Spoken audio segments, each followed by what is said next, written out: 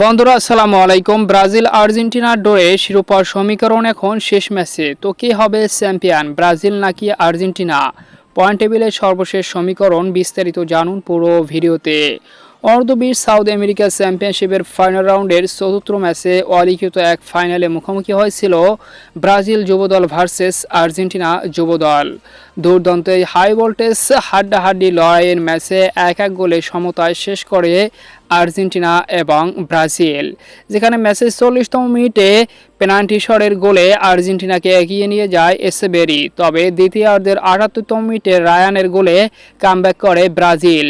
পরিশেষে 1-1 গোলে সমতায় শেষ হয় সুপার ক্লাসিকো ব্রাজিল আর্জেন্টিনার। তো এই ড্রোর পরও এখনও শীর্ষস্থান ধরে রেখেছে টিম ব্রাজিল 4 ম্যাচ খেলে 10 পয়েন্ট নিয়ে, এবং দ্বিতীয় স্থানে রয়েছে আর্জেন্টিনা 4 ম্যাচ খেলে 10 পয়েন্ট নিয়ে। 1 গোলের লিডে রয়েছে ব্রাজিল, অর্থাৎ ব্রাজিলের 4 গোল, আর্জেন্টিনার 3 গোল। সামনের ম্যাচ অর্থাৎ লাস্ট ম্যাচে আর্জেন্টিনাকে বড় ব্যবধানে জয়লাভ করতে হবে এবং ব্রাজিলকেও বড় ব্যবধানে জয়লাভ করতে হবে শিরোপা নিজেদের করে নিতে হলে, অর্থাৎ উভয় দলেরই হাতে সুযোগ রয়েছে।